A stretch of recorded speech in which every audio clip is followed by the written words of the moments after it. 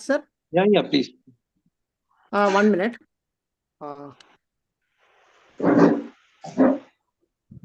Yeah, Parthiban. We'll start. Yes. On behalf of I welcome you to case presentation online session. We present you the most important common major case in your final year clinical exam, cerebrovascular accident (CVA) today. And it is an honor for the case presentation session to be mentored our most honorable Dr. Yogesh sir, Assistant Professor, Institute of Internal Medicine, Madras Medical College. He is also a recipient of Best Medical Teacher Award of ASAN conducted by IMA in the year 2022. Hearty welcome, sir. Thank you for today. And to present the case, we have Vikram VC, final year student from Chengalpet Medical College. Before starting the session, I invite the founder of medicine, Dr. Raghurandan Ramanathan, to say a few words. Thank you, Parthiban. Thank you so much, sir, for joining with us today. It is indeed a pleasure for us to welcome you to this session. And we have been conducting a case presentation for the final year MBBS and pre-final MBBS for the past 2 years. And as a pre-final and final year, I was presenting a case, and today it is very happy to see students, my juniors, starting to present cases through this forum.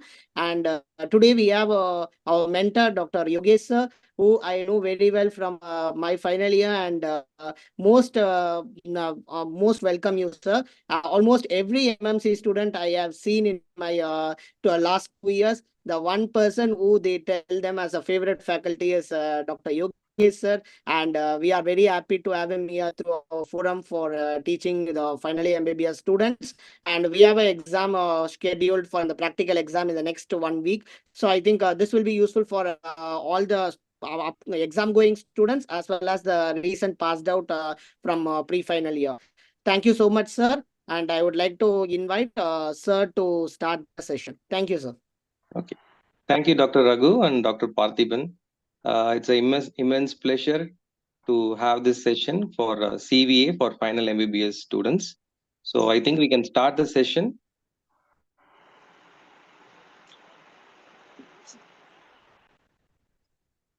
Sir, hello, sir. Yeah, Vikram, we can start. Sir, can I connect to my Wi-Fi, sir? Because I want to put it in aeroplane mode so that it won't be interrupted, sir, in between. Yeah, sure. Yes, sir.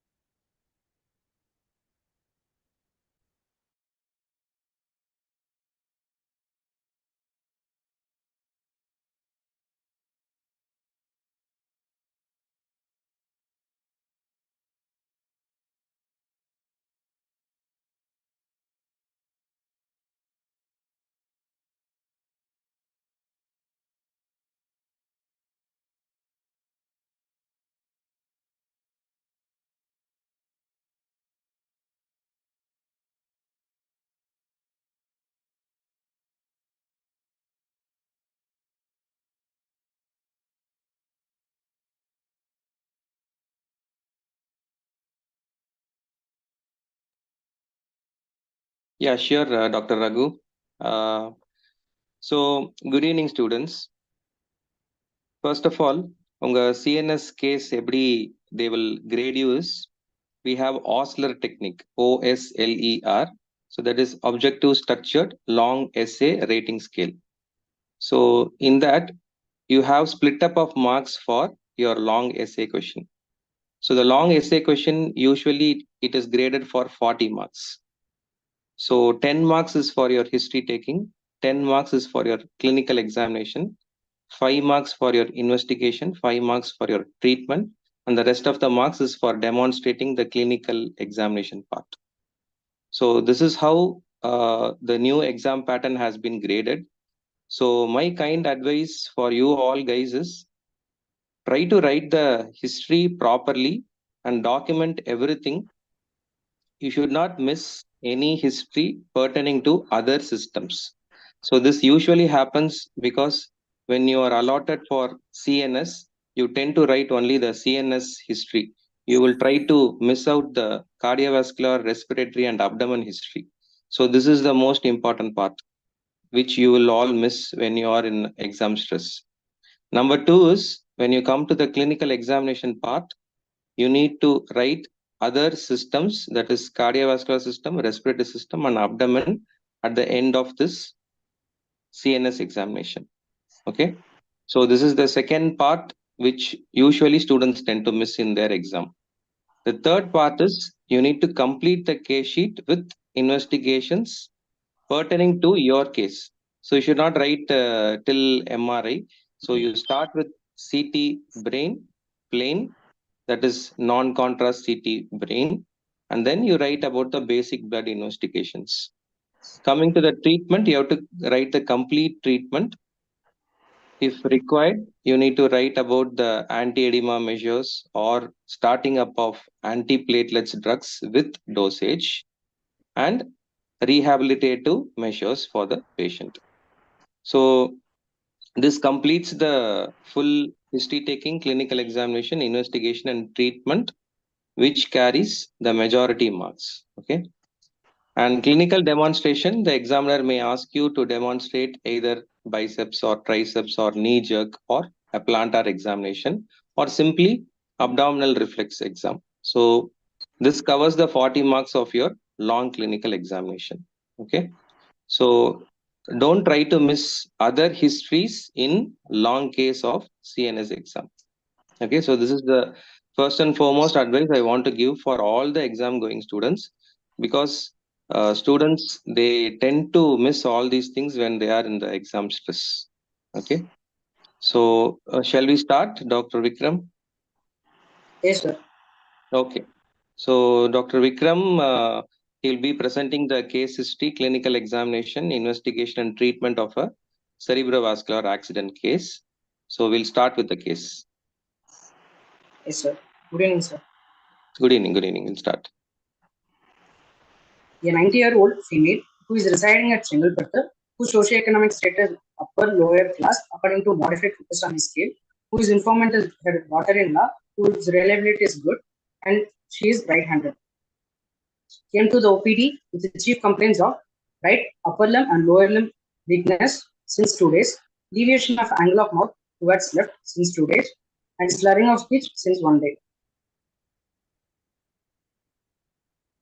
So can you, yeah, one second. Here you have two important questions which can be asked. So one is the handedness of the patient. So can you tell Yes, why the handedness you have asked and what is the importance of handedness? Sir, by asking the handedness, we could be able to know which lobe is dominant for that individual. Sir. For example, in right-handed individual, 99% of them, for that it is left lobe is dominant, and for left-handers, almost 60 to 70%, their right lobe is dominant. Sir. Okay, so in your patient, it is right-handedness. So which lobe will be predominantly involved here?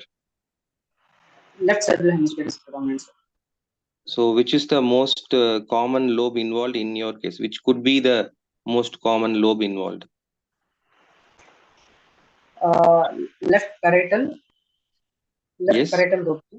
Okay. And okay. Proceed. Yes, sir. History of presenting illness.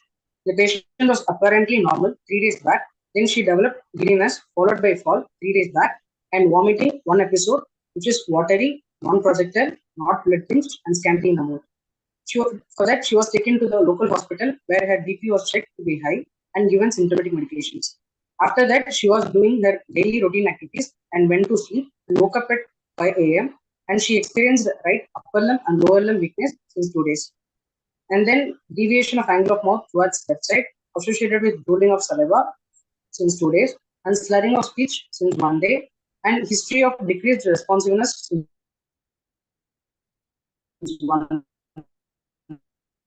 day. Okay. So here the major part of your chief complaints is weakness of right upper limb and lower limb. Right upper limb and lower limb. Okay. So there is also deviation of angle of mouth to the left side, sir. left side. Okay. So here, which part of your CNS is involved?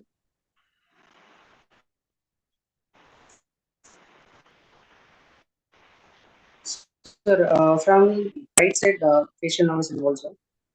Okay, right-sided facial nerve as well as right As well as the upper right limb and internal lower capsule. limb. So Now, which part could be involved? Because we are now in history only. yes, sir. So it could be Where could be the lesion?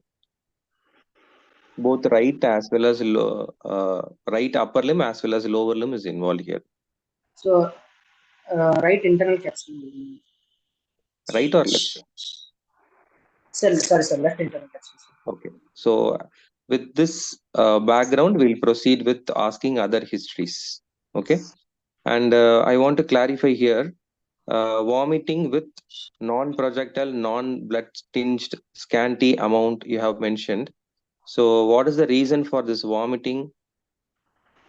So in case of increased intracranial tension, there will be projectile vomiting. Okay, okay, fine. So you're thinking of increased intracranial pressure because of stroke. Yes, sir. Okay, proceed.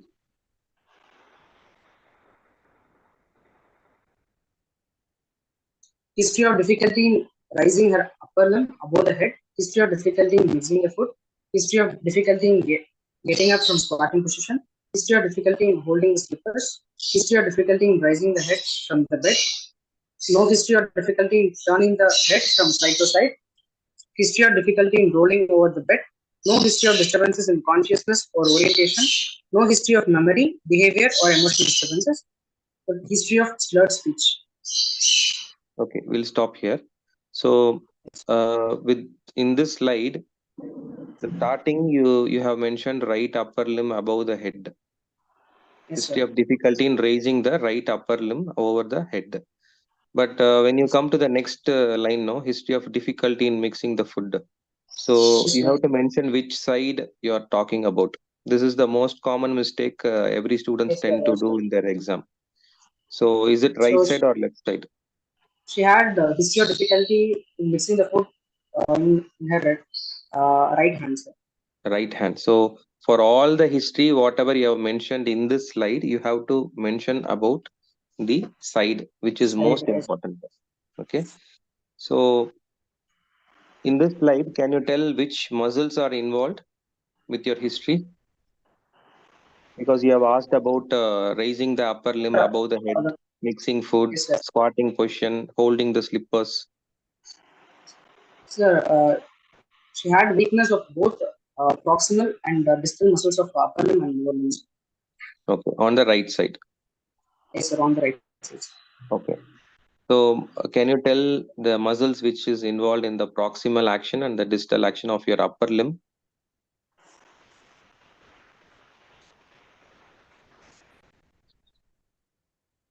Sir, distal muscles like proximal muscles, biceps and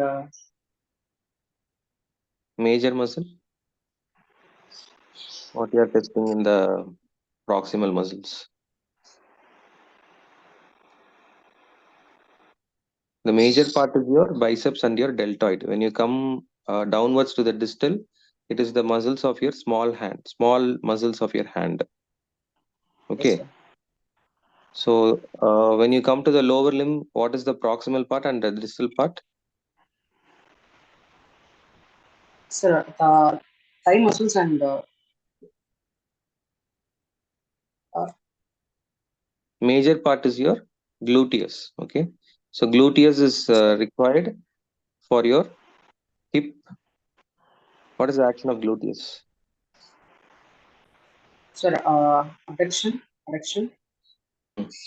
When you come to the lower limb, that is the distal part,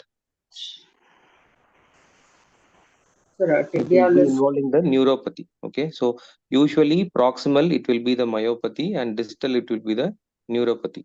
So whenever you are talking about the proximal muscle weakness, it is in favor of myopathies, and whenever you are talking about the distal part of your limbs, it should be the neuropathy, okay, which involves the nerves, right? Yes, sir. Okay. Next is history of difficulty in raising the head from the bed and no history of turning the head from side to side. Can you tell why you asked this history? History of difficulty in turning the head from side to side. Sir, whether she has any rigidity, rigidity. More than that, that history is mainly intended to ask for the spinal muscles. Okay. So especially you have asked for a rolling over the bed and turning the head from side to side. Both are for your spinal and paraspinal muscles. Okay. So usually in cardio, that is your CVA, the spinal and paraspinal muscles are less likely involved because, can you tell the reason why they Which are is not involved?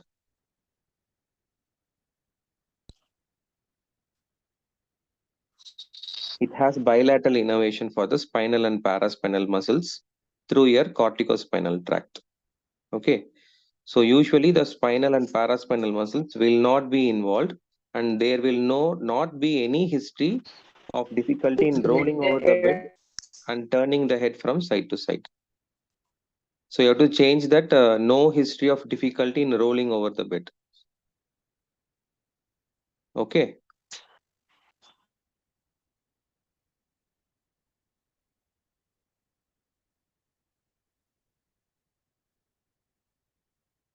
Vikram, you are there?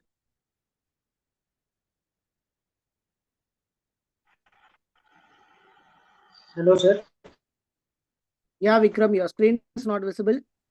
Yes, sir.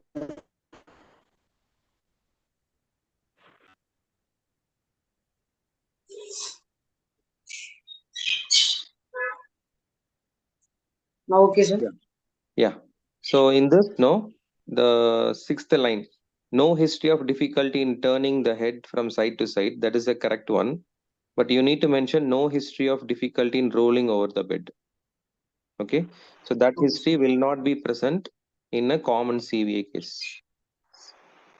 Okay, sir. Okay. Proceed.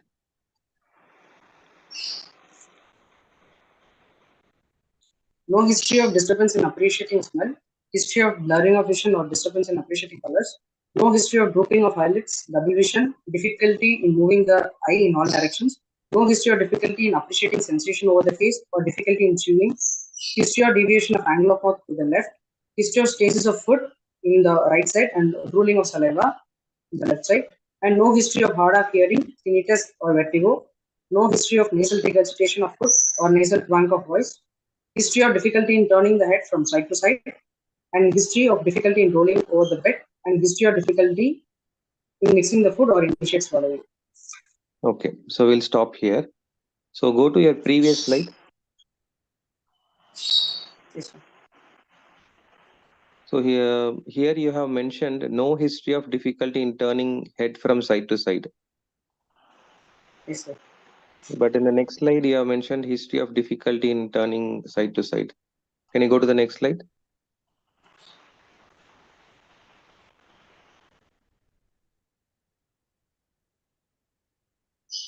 Can you see the last third one? History of difficulty Yes, in sir. turning the head from side to side.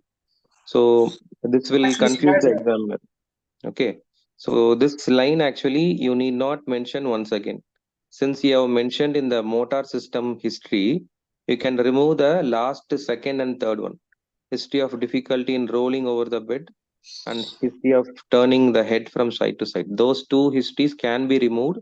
You need not mention once again when you present. okay, sir. Okay. So those two can be removed. And regarding your seventh nerve facial palsy history taking, you have asked all the histories, whatever it's supposed to ask. Right. So can you tell where is the facial nerve nucleus located and where are the other cranial nerves located?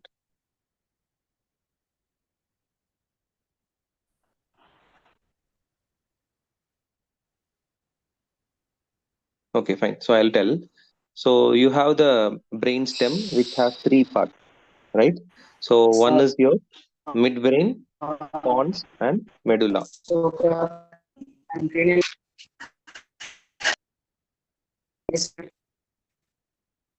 So in your midbrain, you have the 3 and 4. When you come to pons, it will be 5, 6, 7, 8. And when you come to the medulla, it will be 9, 10, 11, 12. Okay. So where is your seventh cranial nerve located now? It is in the It is in the pons. Okay.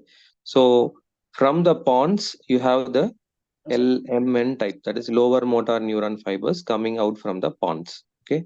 So what and all you have asked for the history of seventh cranial nerve palsy, it is correct. We can proceed to the next slide. Yes, sir. No history of difficulty in appreciating the sensation of cloths. No history of difficulty in appreciating hot or cold. No history of difficulty in appreciating pain. No history of tingling or numbness. No history of involuntary movements. History of difficulty in reaching the objects. History of difficulty in bringing food to the mouth. No history of difficulty in initiating micturition. No history of difficulty in frequency, urgency, or incomplete evacuation. History of bowel disturbances, that is constipation is present.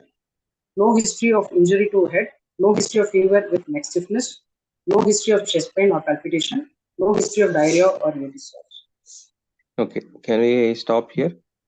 So you have Yes, sir. completed the motor system history, which is corresponding for your right-sided weakness. Yes, sir. And then you proceeded with cranial nerve history. In the cranial nerve history, have you mentioned about 9th and 10th cranial nerve? Yes, sir. So what history you have asked for that? Sir, here nasal regurgitation of food Okay. or a nasal blank of voice. Okay, fine. So in your CVA, 9th and 10th cranial nerve can be involved in which type of stroke? That is your 9th and 10th cranial nerve will be affected in which type of stroke or where will be the lesion? Sir, in order to involve the 9th and 10th cranial nerve, the lesion should be in the medulla, sir. Okay, very good. So can you name some stroke involving the medulla? Sir, middle medullary syndrome and median medullary syndrome and lateral medullary syndrome. Okay. Okay. What is the name given for other name given for lateral medullary syndrome? Wallenberg syndrome. Sir. Okay. So can you tell some symptoms which can involve the lateral part of your medulla? Sir, in lateral medullary syndrome, there will be an occlusion of the posterior inferior cerebral artery, sir. So, Okay. Can you tell the symptoms? Like you have various parts which gets involved in your medulla, no? Lateral yes, part sir. of your medulla. So usually they have Horner syndrome, sir, like decreased pupil size and reporting eyelid, decreased cutting, or double vision, slurred speech, and dizziness. And Okay. Okay. Then anything else? Can the fifth cranial nerve involve? Can the seventh cranial nerve involve?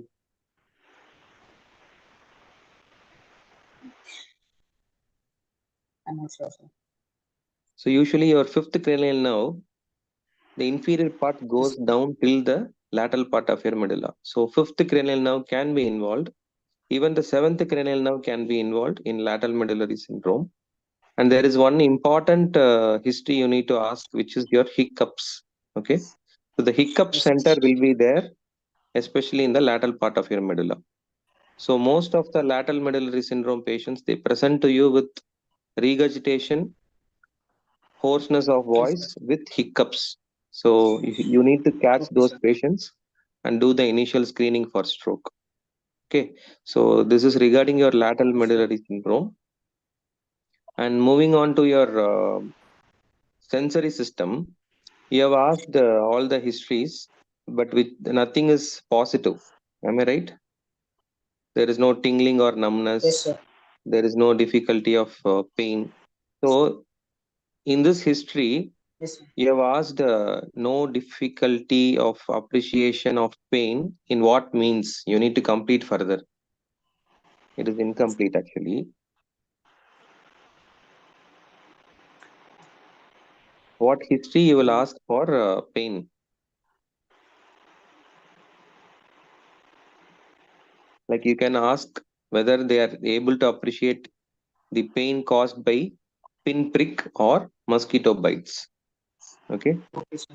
so those things you can add in the third point, history of Okay, sir. difficulty in appreciating pain. And the second one, appreciating hot and cold. What history you can ask with the patient, whether they are able to appreciate hot and cold.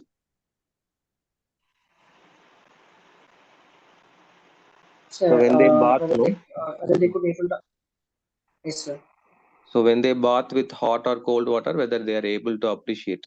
So those things you can add in those history. Okay, because you have asked Okay, sir. appreciating pain, appreciating hot and cold, but in what mode you need to mention in detail. Okay, Okay, sir. and history of difficulty in reaching the object. In which side it was difficult? Sir, again, it is on right side, sir.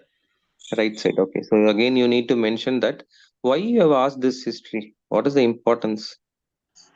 Difficulty in reaching the object. Which system you Sir, are asking? sir, we are checking the motor system, sir. Motor. So if you are telling about the motor system, it should have come in the beginning, no? Because you are we are dealing with sensory system as of now. Sir, here, like it says about the cerebellum, whether the cerebellum is Yeah, involved yeah. or not, sir. So that is what I want to clarify. If you want to test the motor part, that is motor system history you want to ask, this should have come in the starting itself. But if Yes, you sir. are testing the coordination because of your cerebellar involvement, this is correct. But you should be a little bit clear in comparing the motor part and the cerebellum. Okay, sir. Okay, because when examiner is asking you, you should clarify this. If you tell motor part you have written here, then that goes wrong. Okay, sir. Okay, so history of difficulty in reaching the objects on the right side, and Yes, history of sir. difficulty in bringing the food to the mouth. Again, this you have asked already in the motor part, so this also can be deleted. Okay, sir. Okay, and then no history of difficulty in initiating micturition. Why you have asked this history?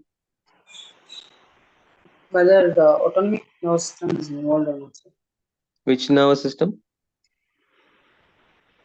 Autonomic nervous system, sir. Okay, autonomic nervous system. So whenever your autonomic nervous system gets involved, can you tell other symptoms you need to ask? What are the other symptoms? Sir, in case of males, we can ask for the potency, sir. Okay, And whether they could able to stop the urine in between the midstream, or they could relieve pain during menstruation. okay. So that is initiation of micturition, or there is any urgency or hesitancy of urination that can be asked. Yes, sir. You have asked about constipation. Okay. Then anything else?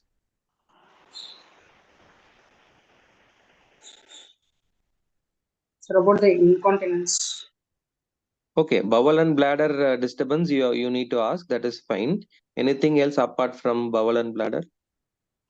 So sweating, history of Okay, sweating. very good. So abnormal sweating you need to ask, and abnormal palpitation, that is resting tachycardia, will be there in clinical examination. So the same history you need to ask, like abnormal palpitation or resting palpitation should be asked. Okay, sir. Okay, right. One important CNS history you have missed in this. Which part you have missed? You have covered motor, cranial nerve, sensory, cerebellum. You have asked about the involuntary movements and reaching the objects. One more system. Sir, higher functions. No, before higher function. Posterior column you have missed. Okay.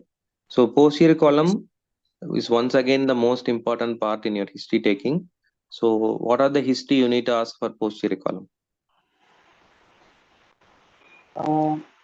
Sir, okay,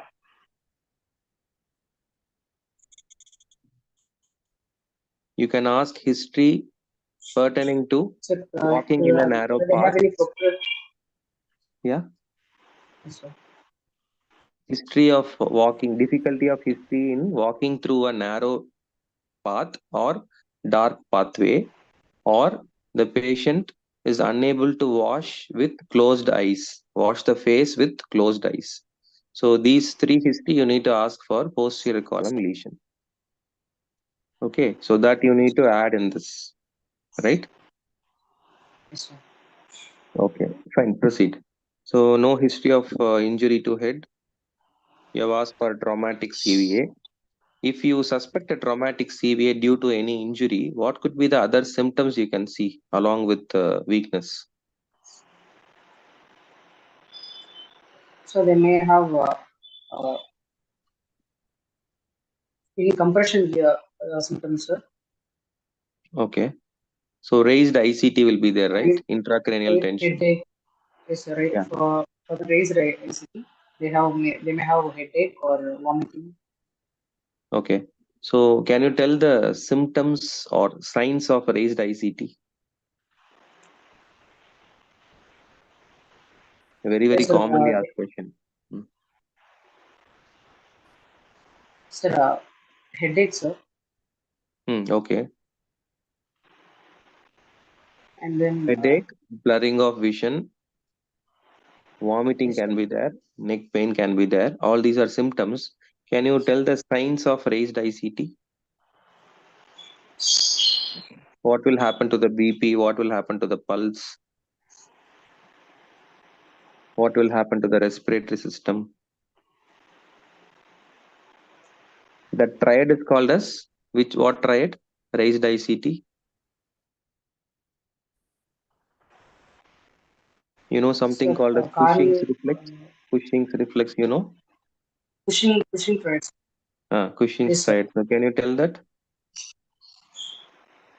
Sir, it involves increased bradycardia, sir, Okay, increased bradycardia. systolic pulse pressure, Systolic and pulse pressure. systolic, sir, irregular respiration will be there, sir, and Okay, irregular nighttime pulse. respiratory rate. Okay, one is irregular respiratory rate, bradycardia, and Pulse hypo or pressure, hypertension. sir, usually hypotension, sir. Hypertension. Okay, so bradycardia, hypertension, and irregular respiratory rate. So this constitutes the Cushing's triad because of raised ICT. Okay, so that has to be written in your examination part. In the history, you need to ask whatever we have discussed now. Okay. Yes, sir. And you have asked about no history of fever with neck stiffness, and no history of chest pain and palpitation, no history of diarrhea or ear discharge. Can you tell why you have asked all the last three histories? What is the importance? So fever with neck stiffness is usually seen in meningeal irritation, sir. Okay, meningitis. Okay, Yes, but you can just ask history of fever is present or not, because neck stiffness is a examination finding.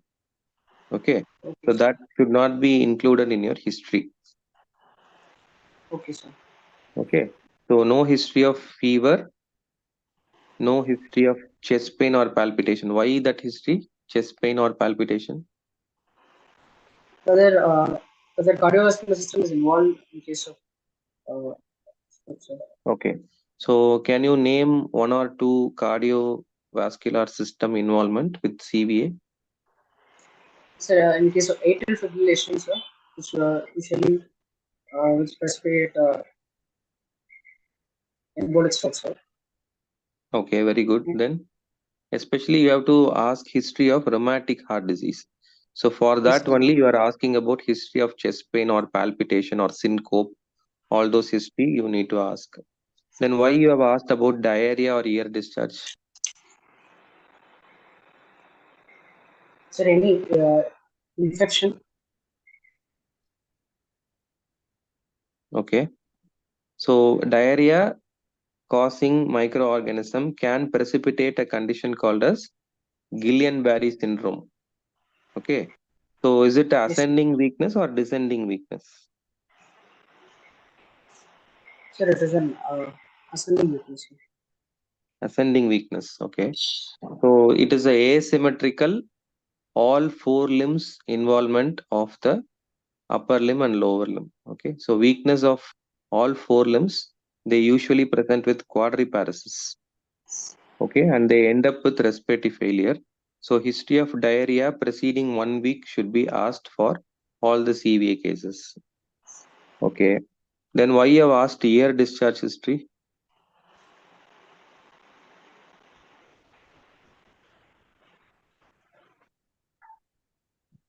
So ear discharge, you need to focus on the lower cranial nerve, mainly the 9, 10, 11, 12 cranial nerves.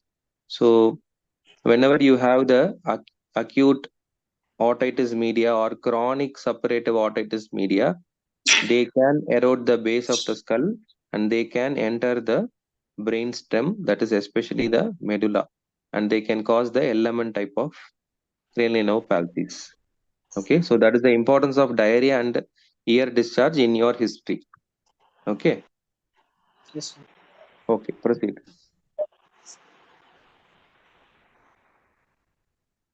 Past history. There is no history of similar complaints in the past. No history of transient ischemic attack or reversible ischemic neurological deficit.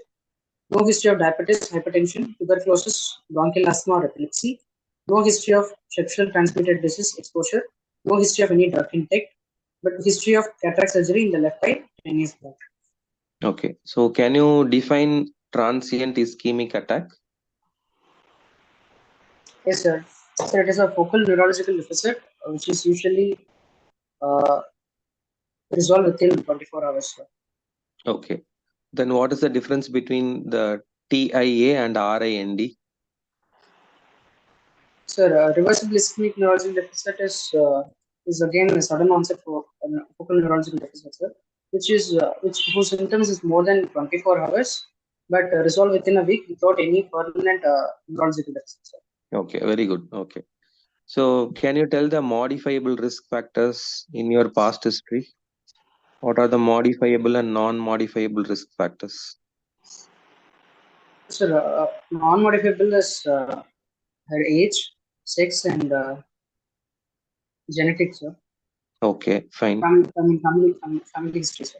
And modifiable risk factors is the diabetes, hypertension, and obesity, uh, hyperlipidemia, and the smoking alcohol, sir. Okay, fine. So why you have asked history of STD exposure? So why that history is important? Sir, in case of HIV or syphilis, sir, which may precipitate stroke, sir. It need not be a typical stroke. They present usually the HIV, they present with neuropathic features, or they can present to you with meningitis or encephalitis due to the opportunistic infections. When you consider syphilis, it will be which type of syphilis? Primary, secondary? Primary syphilis. Okay, Untreated so primary syphilis. yeah, it can cause all the neuropathic symptoms. So the for that only you are asking the STD exposure. They cannot directly cause CVA, but due to the invergence of opportunistic infection or permanent damage of the nerve fibers, they can cause stroke-like symptoms. Okay. And Yes, history sir. of cataract surgery in the left eye. Is it relevant to your history? Cataract surgery and stroke? No, sir. Okay, proceed. Personal history. Personal history. The patient consumes mixed diet, not a smoker, alcoholic, and her sleeping pattern is normal, and normal bowel and bladder habits. Okay, Postmenopausal again, history. yeah, once again. In your history of presenting illness, you have mentioned about constipation is there. Am I right? Yes, sir. So now we have mentioned normal bowel and bladder. So here you need to once again mention about the constipation. Okay, sir. Okay. So remember, whenever you are writing anything regarding to your autonomic nervous system in the history of presenting illness, you need to mention the same thing whenever you are writing in the personal history also. There should not be any mismatch inside your case sheets. Okay, Yes, sir. fine. So your patient is not a smoker, not an alcoholic. Fine, proceed. Yes, sir. So postmenopausal history, her obstetric score is P7 and 7. All are normal vaginal delivery and not sterilized. Family Okay. history, no history. Yes, sir. Family history, no history of similar complaints in the past. No history of diabetes, hypertension, or epilepsy. Proceed, Socioeconomic proceed. history. Yes. Yes, sir. Mm. Socioeconomic status. According to modified Fukushima scale, the patient belongs to class 4 upper lower class. Okay, is there any correlation between the socioeconomic status and cardiovascular system or your cerebrovascular accident?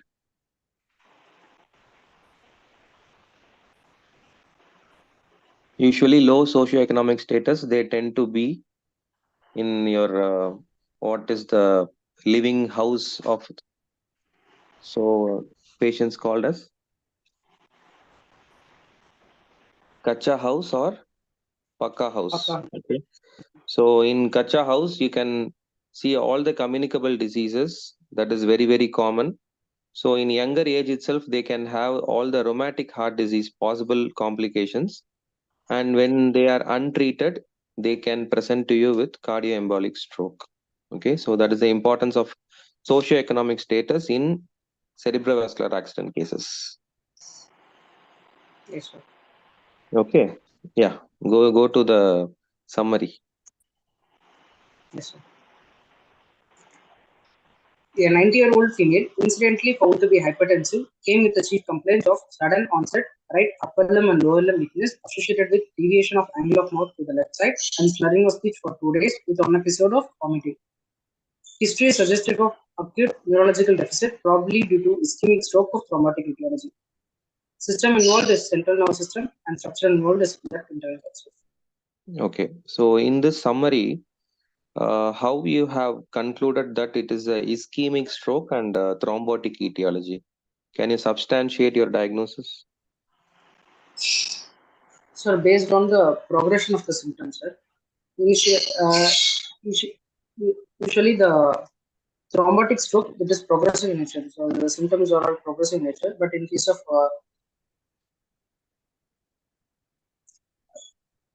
in case of embolic, in case of the ischemic stroke is all the symptoms are appears with happen in minutes to days, sir. Okay, can you tell basic one or two difference between an thrombotic stroke and an embolic stroke? Sir, thrombotic stroke is usually in old age and middle age and old age, sir. But embolic stroke is usually in young age, sir. And Okay. and thrombotic stroke is embolic stroke is always associated with both are always associated with cardiovascular disease, sir. Okay. Any other important difference? Sir, the onset of symptoms and progression, sir. The onset of symptoms occurs within seconds in case of embolic stroke, and it takes minutes to hours in case of thrombotic stroke, sir. Okay. Which occurs during height of the activity, when you And are doing during some important. exertion, yes, sir, thrombotic stroke is usually it is usually present as wake up stroke. So usually the patient is normal during sleep and she just wakes after waking up. She will present with stroke, sir. But in case of embolic stroke, it is uh, maximum during activity or exertion, sir. Okay, fine. So now you are focusing on the left-sided internal capsule with thrombotic etiology. Yes, sir. Okay. Is your case a complete stroke or an incomplete stroke? Sir, it's a complete stroke, sir. Why do you say so? Because the UMN type of fissure pulse is also involved with the same side of hemiplegia, sir. Okay. So a complete stroke is Whereas defined. Yeah. Complete stroke whereas is an defined. incomplete Whereas in incomplete stroke, the facial nerve may not be involved, sir. Only the hemiplegia patient is present. What is a completed stroke?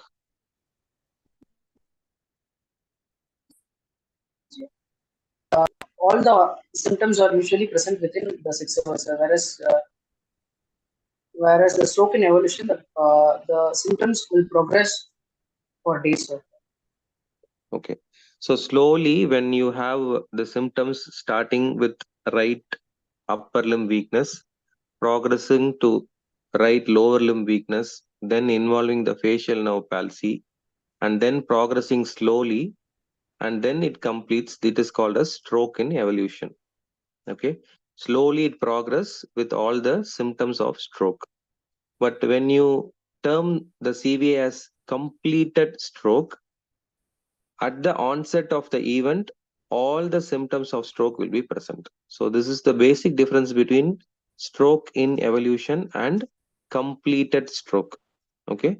And as you told, an incomplete stroke is without involving facial nerve. A complete stroke is involving facial nerve. Okay. So this you need to mention whenever you are writing the summary. Okay. And one more thing is, what is dense hemiplegia? This is once again a favorite question for the examiners. So dense hemiplegia means the upper limb and the lower limb are equally affected, sir. Equally involved. So when you have equal involvement of right upper limb or left upper limb and lower limb, where will be the lesion? So maybe in the cortex, sir. No, cortex will not be there. It will be in the internal capsule. Okay. Whenever you have the internal capsule involvement, it will be dense hemiplegia. Both upper limb and lower limb will be equally affected. Okay. Yes, sir. Since you told about the cortical stroke, what will be the symptoms of cortical stroke? Sir, there will be cortical sensation will be lost, sir. Okay, so what will be the symptoms of stroke in your patient when you suspect a cortical stroke? Usually, the cortical stroke presents as monoplegia, sir. And there will be Whenever your cortex is involved, no? and Whenever your cortex is involved, the patient will present to you with seizures. Number one, okay? Whenever you have seizures, there will be cerebral edema in your brain. So the patient will have altered sensorium. Okay, these two are the main important symptoms of cortical stroke. So whenever you are given any stroke patient in your wards, if the patient is in altered sensorium or the patient had a episode of seizure, then the lesion will be in the cortex. Okay, so that is the symptoms of cortical stroke. yes, sir. Can you able to understand? Yes, sir. Okay, fine. Proceed.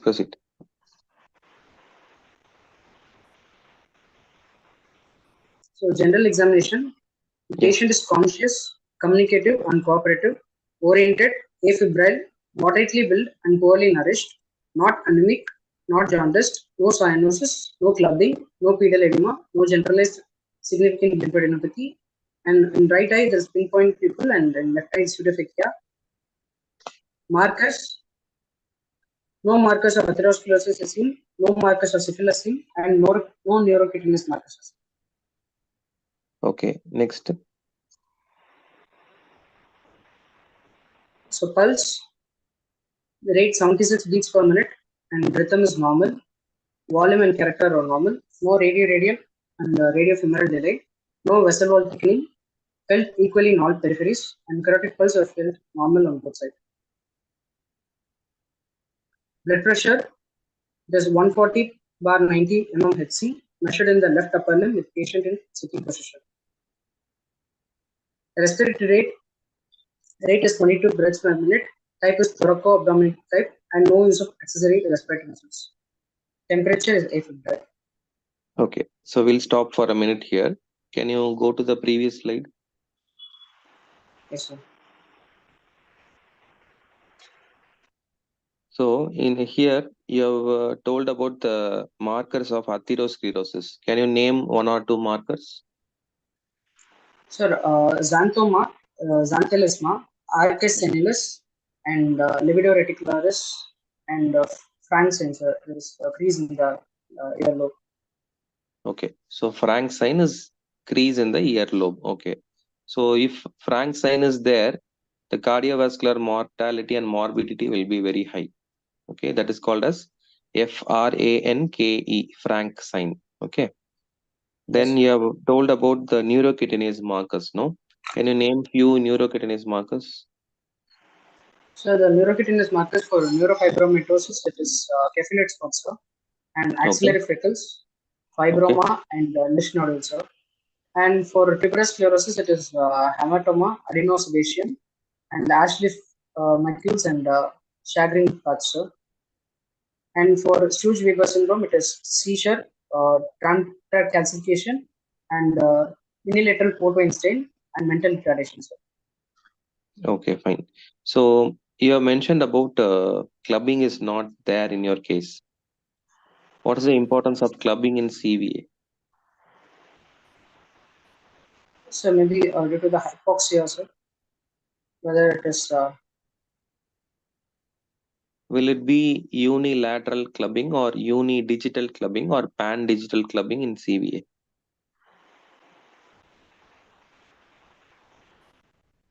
sir, usually it is unilateral clubbing in case. Okay, so because one limb is affected, so usually unilateral clubbing is seen in CVA.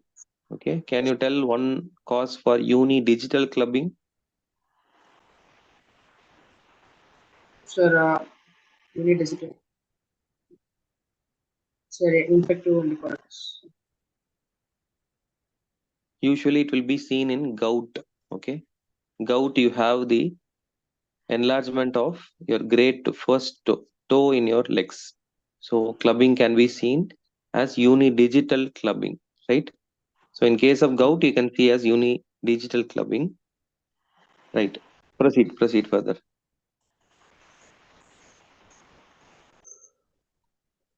Sir, higher function, sir. Yeah. The patient is right-handed. Consciousness is normal. Orientation to time, place, and person. Well behaving. Memory is intact. Slurred speech is present. Sleep pattern is normal. Emotional status is normal. And no delusion, illusion, or hallucination. Okay. Here, emotional status is normal, you have written. If the emotional status is very much affected, which type of stroke you need to think of? Hemorrhagic stroke, sir. Why do you say so? Because there will be a rupture of the vessel. Can you repeat? So maybe because of the rupture of the vessel wall, it may present as a hemorrhagic stroke, sir. That is okay, but why there is emotional disturbance in hemorrhagic stroke as per your statement?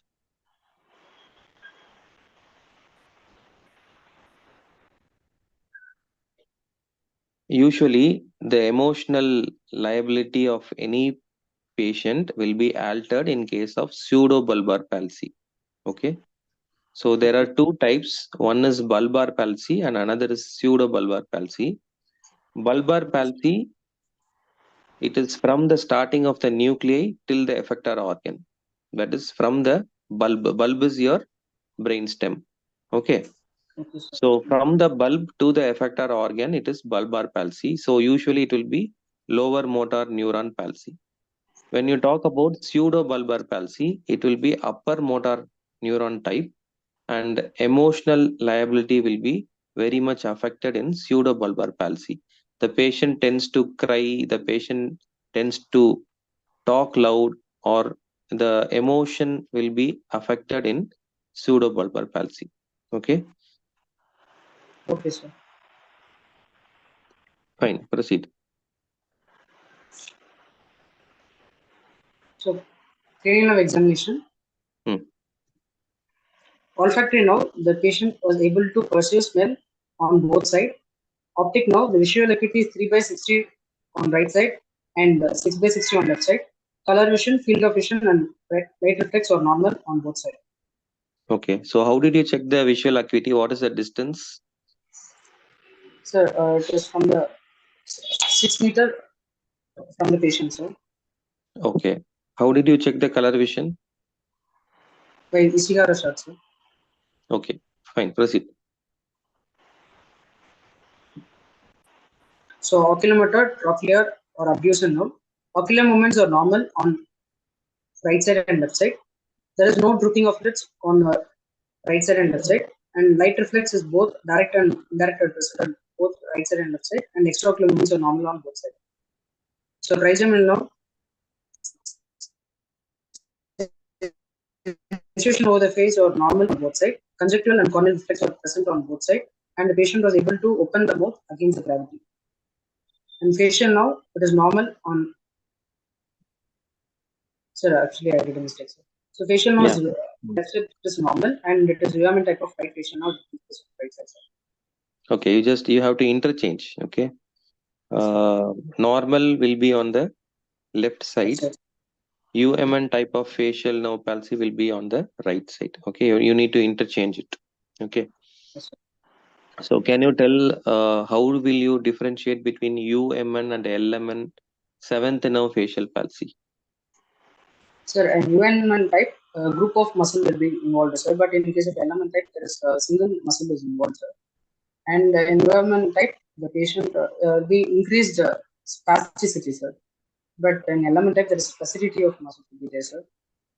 And the plantar response, it is extends our environment, sir.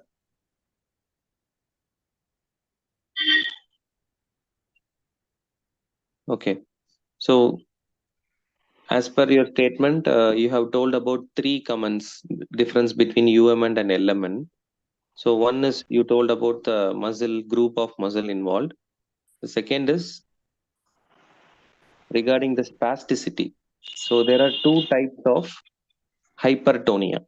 Okay, one is spasticity, the other is rigidity. Okay, Yes, sir. so where do you get spasticity and where do you get rigidity? So spasticity is seen in case of hemiplegia, sir. I mean, Okay, rigidity. internal capsule involvement, imperimetal tract involvement, sir. But rigidity in case of basal ganglia lesion or extrapyramidal tracts. Yeah, extrapyramidal involvement can cause rigidity. Can you name some types of rigidity?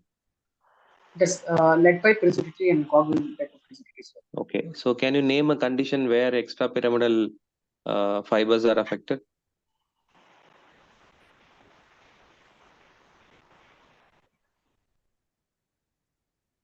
It's Parkinson's disease. Okay, so where you can have rigidity along with other symptoms. Can you tell other symptoms of Parkinson's? They have Parkinsonian gait, sir. Okay, And then the patient will have slow reaction uh, or frequent falls will be there, sir. And okay, very good. bradykinesia, tremors Bradykinesia. will be there. Tremors will be intentional tremors or resting tremors? Intentional tremors, sir. Intentional tremors. Okay, fine. So can you tell the one or two difference between seventh cranial nerve, UMN and LMN type of facial palsy? Seventh nerve. Once again, very, very commonly asked question in your exam. Sir, In UMN type, the upper half of the space will be spared, sir. Okay. And obliteration of nasolabial fold will be there, sir. And drooping of angle of mouth with the dribbling of saliva seen in UMN condition, sir. And inability to blow the cheek or accumulation of food. There will be a stasis of food will be there, sir, in UMN condition. Whereas in LM condition, there will be inability to close the eye will be there, sir. This Bell's phenomena is there in LM type of condition, sir. Okay. And So inability to raise the eyebrows with the absence of wrinkles of the forehead is in LM type of condition, sir. okay. So the major difference will be upper part and lower part will be affected in lower motor neuron palsy. Yes, sir. Whereas the lower part of the face alone is involved in upper motor neuron palsy. Okay, so that is the basic difference between both. Okay, proceed. So vestibular cochlear now. Raynaud's test is normal on both sides. Weber's test, there is no lateralization. And glossopharyngeal now. Uvula is in midline. And glossopharyngeal and vagus now. Uvula is in midline. On saying ah, there is a normal elevation of uvula and palatal and pharyngeal reflexes present. Accessory spinal nerve. Sternocleidomastoid. It is could able to shrug the shoulder against the gravity on both sides. Temporalis. She could able to turn the face against resistance on both sides. And hypoglossal now, able to protrude the tongue on both sides. There is no deviation and fibrillation. Okay, so which type of tuning fork you have used for the Rinne and Weber? Sir, 512, sir. For both? Sir, 512 and 256, sir. For which one is for which one? Sir, for Rennes, for Rennes it is 512, sir. Okay. For Weber, I have used 56. Fine. 12th now, you have told about the deviation of tongue. Will it be deviation of tongue to the affected side or normal side? Deviation of tongue to the normal state, sir. Okay, proceed. Proceed. So spinomotor system, bulk upper limb, arm that is 25 centimeter in both sides, and forearm which is 80 centimeter on right side and 18 centimeter on left side, and leg there is 19 centimeter on right side and 20 centimeter on left side. Okay. Tone, So tone is hypertonia in all the proximal as well as distal of the right side. Proceed. Proceed. so power, shoulder joint, it is 0/5 on right side and 5/5 on left side. Elbow joint, there is 0/5 on right side and 5/5 on left side. Wrist joint, there is 0/5 on left side and 5/5 on left side. And hand grip, there is can't able to hold on right side and able to hold on left side. Okay, proceed. Lower limb, hip joint, the power is 0/5 on right side and 5/5 on left side. Knee joint, there is 0/5 on right side and 5/5 on left side. And ankle joint, there is 0/5 on right side and 5/5 on left side. Okay. So what grading system you are using for assessing the power?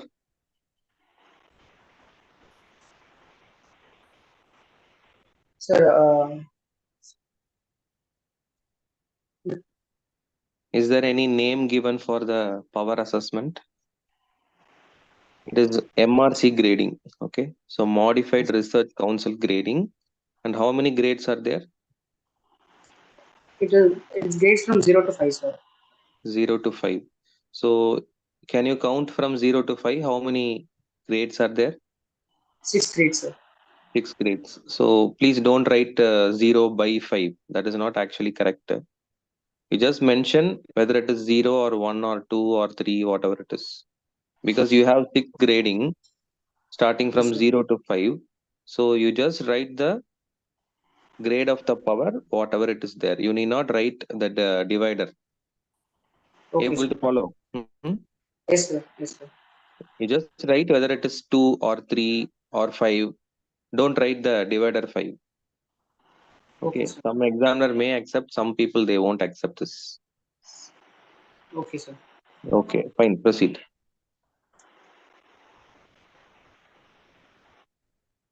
Reflexes, superficial reflex, corneal reflex is present on both sides, conjunctival reflex is present on both sides, palatal reflex is present on both sides, pharyngeal reflex is present on both sides, abdominal reflex is absent on both sides, plantar is extensor on right side and flexor on left side. Okay. So can you tell the other name for plantar and how will you grade that? Sir, Babinski sign, sir. Babinski sign positive. Okay. Yes, sir. Or Babinski sign positive. plantar extensor as per your statement. Okay. Yes, sir. So if you are not able to get extensor reflex when you do a plantar reflex, Yes, sir. what is the reason? Sir, maybe one reason maybe because of a thick sole, sir, Okay. or maybe in case of deep sleep, there will not be any response, sir. Or in case of any deep anesthesia, there will not be any response, sir. Okay. But the most common cause for absent Babinski will be spinal shock. Okay. So Yes, sir. the first few hours or it may be even 1 or 2 days where all the reflexes will be absent because of the spinal shock. Okay. Because of the acute blood supply loss. Right. Yes, So sir. during that time, whenever you do any reflex, it will be absent, including the plantar reflex. Okay, so whenever examiner is asking why the plantar reflex is absent or mute, your answer should be the patient is in spinal shock. Yes, sir. Okay, can you tell the root value of plantar reflex?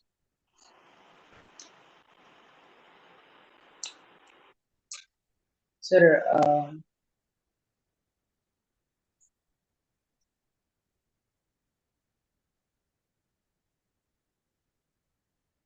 sir, is I'm not sure, sir. Not sure. Okay, it will be S1 and S2 predominantly plantar reflex. Okay, some book says even L5 also comes, but predominantly it will be S1 and S2. Okay, Okay, sir. and The how same will you for ankle grade? reflex. Yeah, The same for ankle reflex, sir. okay. And how will you grade the deep tendon reflexes? Sir, depend on reflex zero. It is zero. It is abnormal, no response, sir. One, it is minimal response, which may or may not be normal, sir. 2 plus is a brisk response, which is normal, sir. And 3 plus, it is a very brisk response, which is may or may not be normal, sir. And 4 plus, it is clonus, sir. Okay, proceed. So coordination system, upper limb could not be performed in right side. Finger to nose test, finger nose finger test, and draw a circle in air is intact in left side. And lower limb, heel knee test and draw a circle in air could not be performed on right side, and it is intact on left side. Okay, fine. Sensory system, fine touch, crude touch, pressure, pain, temperature, vibration, and proprioception and cortical sensation are intact on right side and left side, sir. Okay, so you need to correct here is sensory system should be first and then only the cerebellum. Okay, sir. Cerebellum should be the last. Okay, sir. Okay, you just change the order alone. Okay, sir. Okay, proceed. Cerebellum examination. Nystagmus is not seen. Titubation is not seen. Dysmetria or past pointing is not seen. Intentional tremor is not seen. Dysdiagnosia is not seen. Gait is circumduction gait and no signs of meningeal irritation. And cranium and spine is normal. Okay, can you go back to the previous second slide? Yeah. So here You have written could not be performed, right side. Yes, sir. Yes, sir. Can you go to the next second slide? Yes, sir. Here you have written not seen, not seen, not seen. So there is a little mismatch here. Dysdiacokinesia, dysmetria, past pointing, everything could not be assessed on the right side. Yes, sir. Okay, because cerebellum, one component is your incoordination. All right. Yes, sir. So that you need to modify a little bit. Okay, sir. Okay, gait is circumduction gait. So why there is circumduction gait in a case of CVA? Sir, because of the adduction of thigh, sir, Hmm. the thigh is adducted and plantar flexion.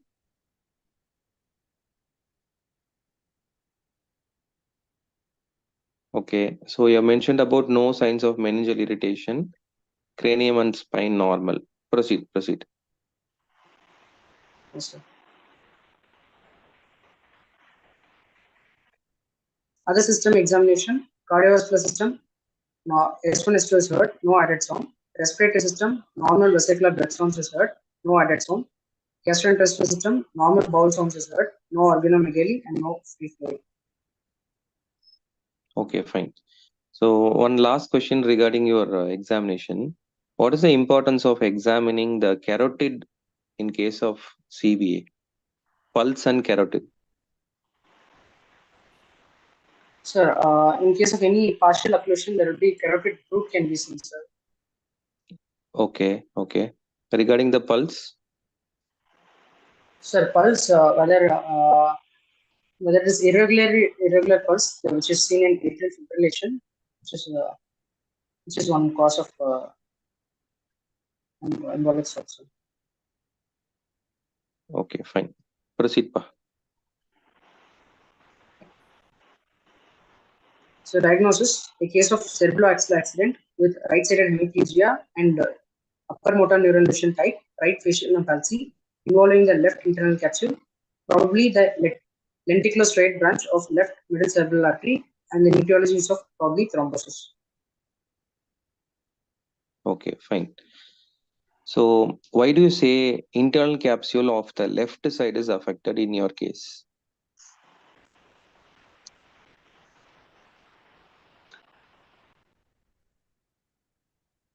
Sir,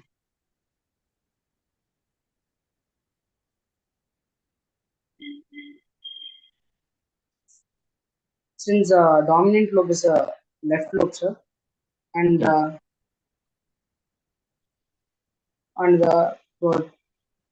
symptoms that hemiplegia is usually most common in the left internal capsule, sir.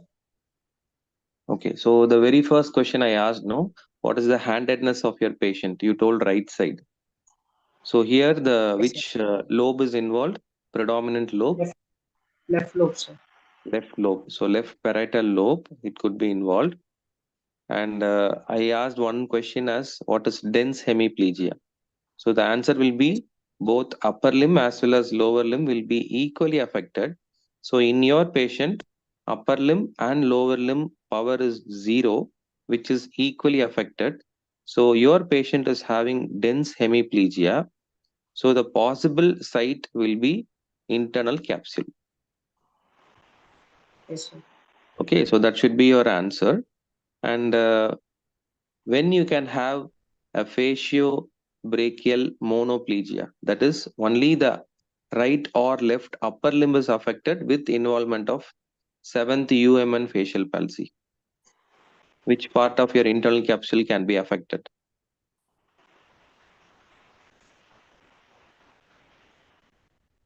So it is usually the yes anterior limb, sir. anterior limb. Very good. So what is the blood supply of anterior limb? Sir, the upper half of the anterior limb is by the middle cerebral artery, sir. The lower half is by the Hebner's artery of internal carotid artery, sir. Very good. So recurrent artery of Hubner, when that artery is involved, you get one half of the face which is affected, as well as the same side, right or left upper limb will be affected. Okay, so that is faciobrachial monoplegia or monoparesis.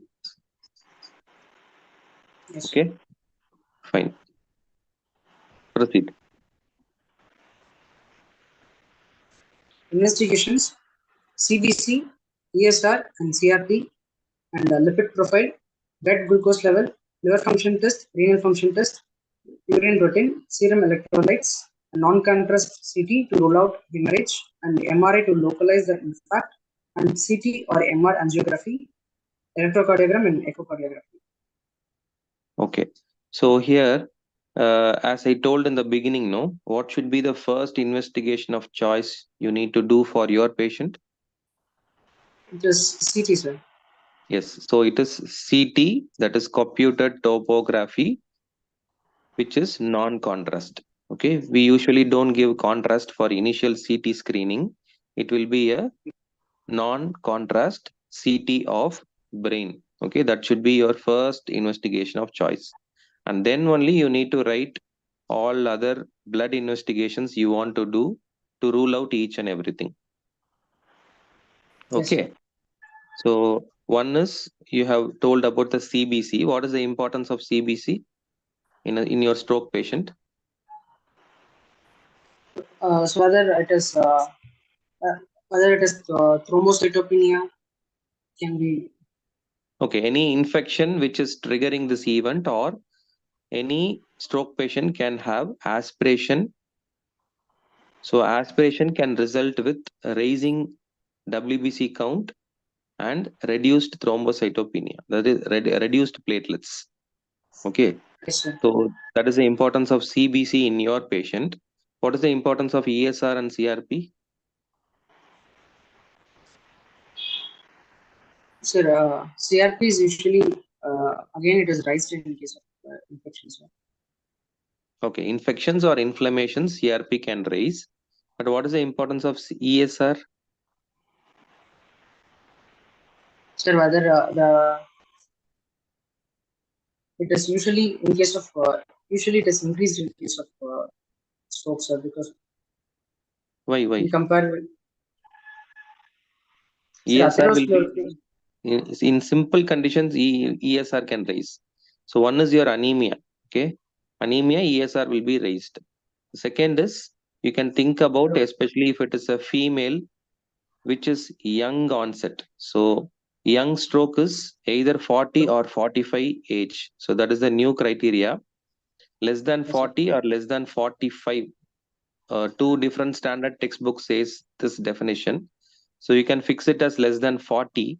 So less than 40 years of age, especially if it is a male or a female, you need to rule out autoimmune disorders causing stroke. So in those conditions, you can have ESR raised. Okay, so that is the importance of ESR in stroke. Next, lipid profile. Sir, hyperlipidemia will precipitate the cause. Okay, especially Just one, when your patient is having diabetes or hypertension, you need to always screen for dyslipidemia. So a fasting lipid profile which tells you total cholesterol with LDL and HDL along with triglyceride level will help you in the managing the stroke patient. Okay, and then blood glucose level, liver function test, and renal function test. All these are routine blood tests you are going to do. And then if you are still in a doubt, CT scan doesn't show any evidence of hemorrhage or your CT brain is normal, then what you're supposed to do? so we can check for MR, sir.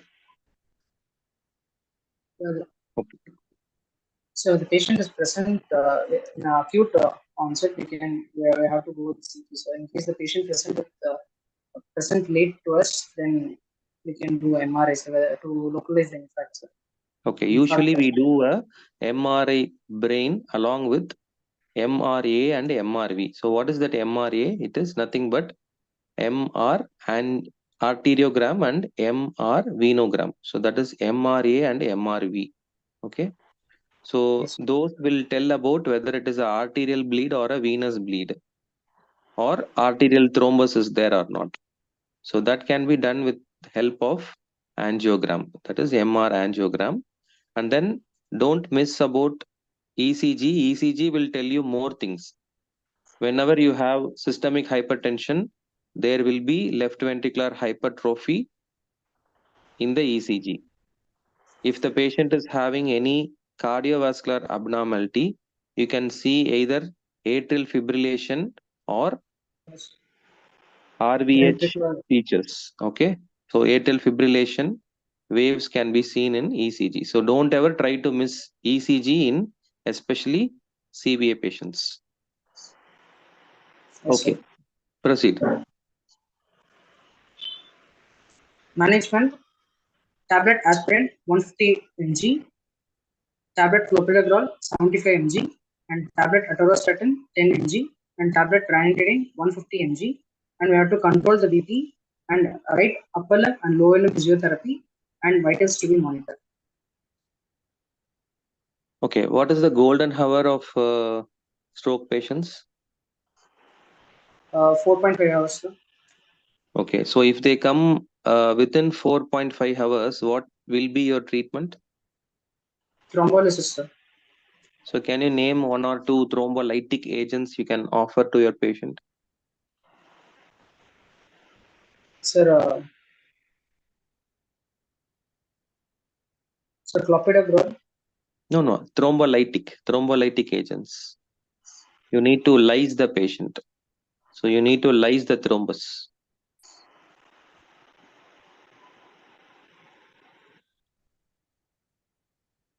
So previously in olden days, we were using streptokinase. Okay. So streptokinase will lyse all your thrombus. But now we have newer generation molecules, which is called as altiplase, or can you name one another brother of altiplase? Teleplace. Tenecteplase or retiplase. Okay. So these are all new molecules which emerged within few years. Okay. So this has more beneficial role in case of reduced bleeding episodes because of thrombolysis. Okay. So whenever any patient comes with sudden onset of weakness, you take a CT brain, it doesn't show any evidence of hemorrhage. You straight away thrombolyze the patient if there is no contraindications for thrombolysis. Okay. Yes, sir. After thrombolysis, you monitor the patient vitals and you monitor the patient Glasgow Coma Scale, because bleeding is one important side effect of thrombolysis. The patient can bleed at any site, at any time. Okay, so you should be aware about the complications of thrombolysis whenever you are doing so, and then you start the patient on antiplatelets. And what is the other drug you can give if it is a cardioembolic stroke? You need to give anticoagulants. Okay. Yes, sir. So whatever you have mentioned, tablet aspirin, clopilet, all these are antiplatelets. Platelets, sir. Okay. Can you name some anticoagulants which can be used if it is a Sir, cardioembolic stroke? heparin, Okay, that heparin is or IV or warfarin. subcutaneous. Can you tell oral anticoagulants?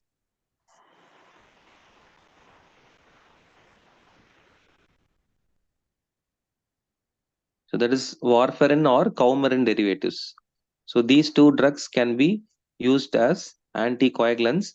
There are newer molecules like dabigatran, okay, Or rivaroxaban. rivaroxaban. Yes, Yes, sir. rivaroxaban and dabigatran. So these doesn't have much of side effects when you compare with acitrom. Acitrom is nothing but your coumarin derivative. Okay. So these two drugs has to be initiated based on the patient profile, whether it is acute onset of CVA without cardiovascular abnormalities or with cardiovascular abnormalities. Okay.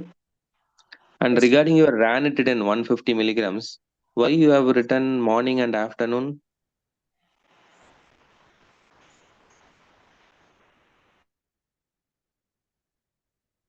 that can be changed to morning and night. Okay, morning 1 tablet and night 1 tablet. Is it before food or after food? Sir, it is It is before before food. food. Okay, so it belongs to H2 blocker.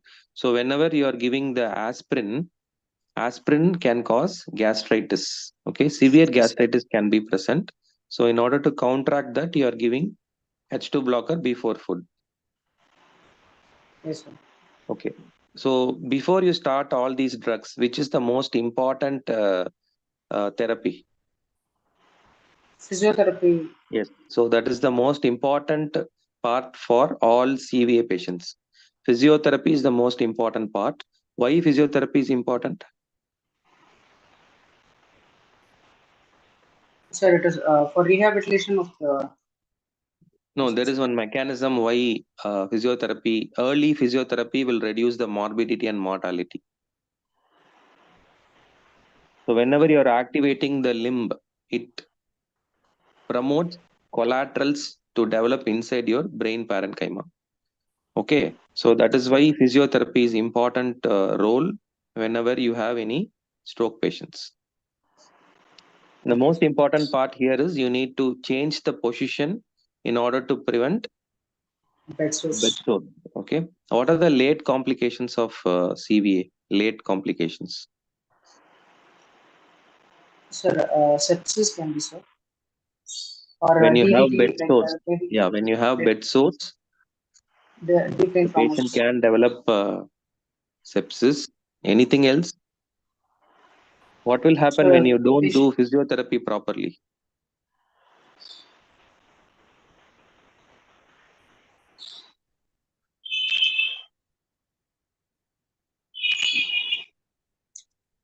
so maybe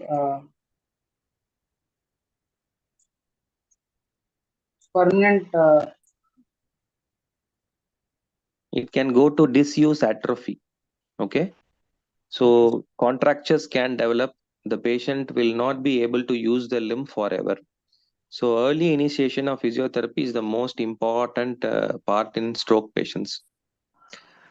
And then two important things you have missed in the treatment part. One is Ryle's tube feeding, and the other is urinary catheterization if required. Okay, so simple mnemonic what we follow in stroke patient is 3 B's. One is bowel care, other B is bladder care, Bed, another B is back care. Okay, so the back care is for prevention of bed bed sore. sores. Yes, sir. Okay, and bowel and bladder you need to monitor for all the patients because Ryle's tube feeding, whenever you start, the patient can aspirate at any time, even if the patient is on Ryle's tube feeding. Okay, Okay, sir. Yes, sir. fine. So, anything else you need to ask? No, sir. Okay, fine. I think we have covered. We have one more question where Dr. Raghu has asked. So, one student has asked, how will be the tone when the patient is in spinal shock? So, whenever you have spinal shock, all your reflexes, your tone, your power, everything will be absent or zero. Okay, so the reflexes will be absent, the tone will be hypotonia, and the plantar will be absent.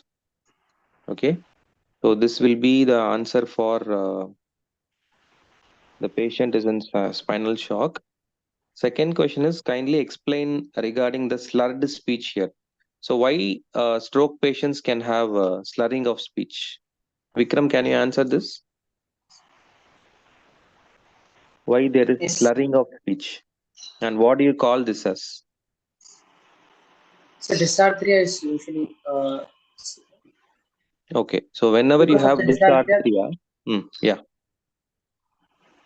that there will be difficult to communicate, sir, and difficulty in controlling the muscles of the lips or okay. pancreas. Can you tell some dysarthrias and the lesion why they are caused?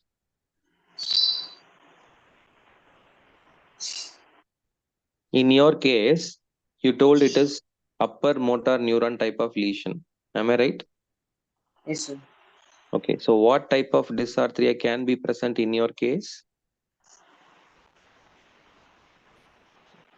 It could be a spastic type of dysarthria. So whenever you have upper motor neuron, your tone will be hypertonic. That is spastic. So spastic type of dysarthria is seen in UMN lesion. Flaccid type of dysarthria is seen in LMN type. Yes, sir. Can you tell which type of dysarthria is seen in basal ganglia?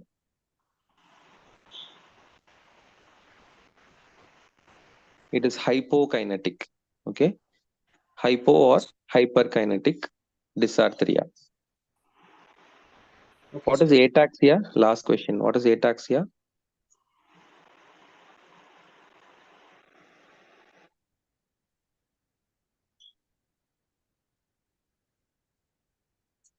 So ataxia is incoordination of movements. Especially this should be appreciated whenever you have cerebellum involvement. Okay, cerebellum involvement. Yes, sir. The next question they have asked is, in hemorrhagic stroke, how can we localize? Okay, so whenever you have a hemorrhagic stroke, what will happen to the brain parenchyma? There will be cerebral edema because of blood collection. Okay, so the patient will be presenting to you with headache, vomiting, seizures, and altered sensorium. Okay, the localization will be the same for hemorrhagic stroke as well as ischemic stroke. So I will just tell how to localize the lesion. You have four types of localization. One is cortical, the second is subcortical, third is internal capsule, fourth is your brainstem. Okay. Whenever you have cortical stroke, the patient will be presenting to you with altered sensorium, seizures, and all the AA signs. AA signs is agraphia, agnosia, aphasia, all the AA symptoms and signs the patient can develop. Whenever you have the subcortical stroke, which is below your cortex, the patient can present with all the symptoms of pseudobulbar palsy. So pseudobulbar palsy already I have discussed. The third is internal capsule. Whenever you have internal capsule lesion, the presenting symptom will be hemiparesis or hemiplegia involving right or left side. And whenever you have brainstem stroke, everything will be LMN type of lesion, that is lower motor neuron lesion. Okay. So the basic difference UMN and LMN we have already discussed. It is just a LMN type of lesion whenever you have brainstem stroke, which is equal to your bulbar stroke. Okay, sir. Yeah. Anything else, Dr. Raghu? No, sir. I think almost all the questions are answered, sir. Okay. Uh, can you ask them any other doubts to clarify? Just Yes, sir. If you have any other doubts, can you just post it in the chat box, guys?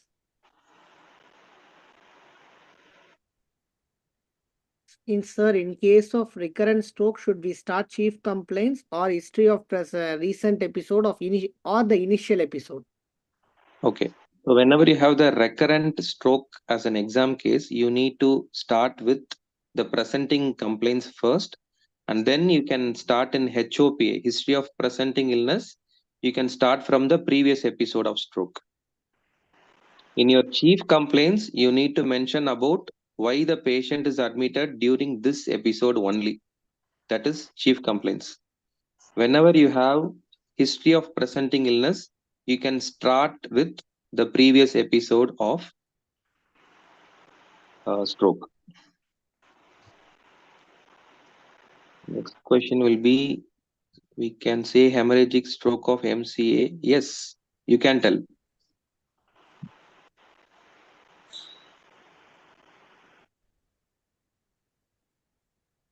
Yes, sir. I think that comes to the end of the session, sir. I think most of the questions are answered in the answered from the chat box.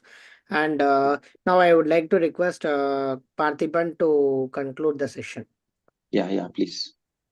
And thank you, sir, for such moderating for such a wonderful session.